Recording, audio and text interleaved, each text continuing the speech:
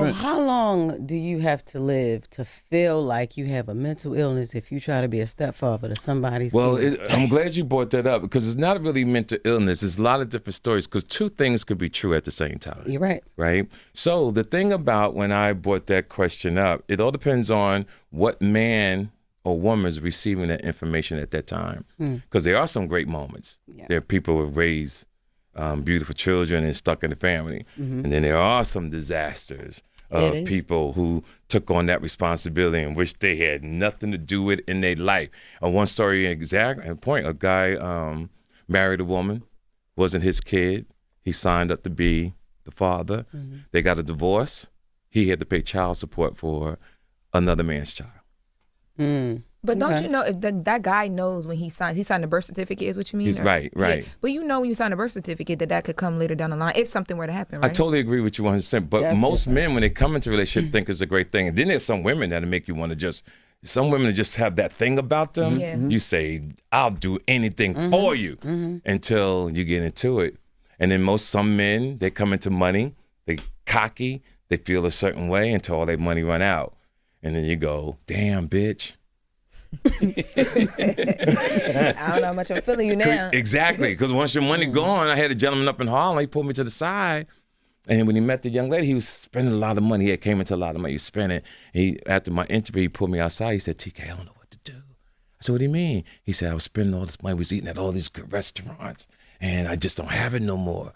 I said, she was only rocking with you because you had money? I said, that's you thinking that she might really just like you for you. I said, you just got to take your chances. But that's how it was a young guy. So that's how some of these people think. So everything is just based on how you was raised, the people who rock around you and your experiences. So it's not a mental illness. It's just... No, it's not a mental illness. It goes on by a case-by-case situation. It goes by case-by-case situation, right. I just think when I said that at that moment, right, it was just mental illness. Yes. And what happened to the world is they attach on to things that are easily to argue about.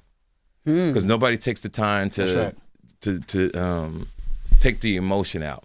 I always tell people, listen to the story. Don't put yourself in the story. What people do when they hear my stories, they put themselves in the story and then they become a victim.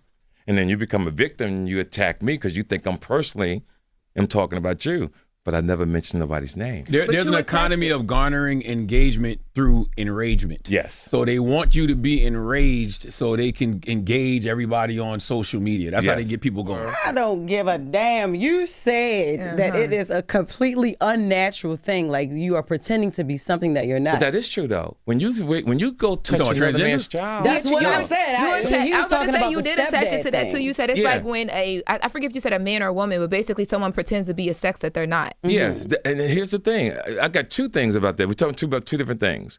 We talk about one, but I talk about transgender. She went there with it. I wasn't going to go there. And I do talk about that on stage. Yeah, so we got two things. And we can bring them up about mental illness. Okay. We start with you first. Answer this one first. I think as acting, you meet a child or you meet a woman, she fine, and I want to meet your kids. And you over here playing with this kid. Ain't your child? It's my child, though. You don't understand what I'm saying? I do. My point that I'm making, it comes down to choices, right? Yeah, I love you. I'm going to help look out for you. Okay. But nobody's never gave the young kids, the game and start their own legacy, their own foundation, their own line of children. Okay, I get what you... That's what I mean. I'm not saying it's bad. I'm saying I'd rather for you to take the chance, the risk, to have your own family than to take a risk you around Thanksgiving dinner, everybody related except you. That's just me, and I'm entitled to think that. Yeah, and you are. Let's talk about the gay people. I get where you going. But that's not a form of mental illness. No, it's not. I just said that. Got you. It was really making an analogy. Yeah, it was really part of my comedy skit, and I say it on stage just to... to get people in. Yeah. But because you lured me, but I didn't become a victim. It was just the fact that it sounded like you was describing like something like trans, not a stepfather. It's a conversation that needs to be talked about. It certainly is, especially with the first thing that you brought up about the guy signing the it's a conversation because we want people to make good decisions, especially young men. Yeah, we want young men not to just because a girl is beautiful, just because this and that. Think about The long term. Think about and it's not against the females. It makes the female too make better choices as well to the man that she's gonna sleep with. So when I'm on stage and I'm talking my game and I'm explaining why a man over here works hard, get his life together. You know, this one was in the Hampton Inn, giving head, having a good time, eating cheese, eggs. Her life is destroyed, and they get together now because he's a man. He got to risk everything up. Nah, I don't want that for my brothers. I want them to make a better. Don't get me wrong, it happens, but it's not to put nobody down.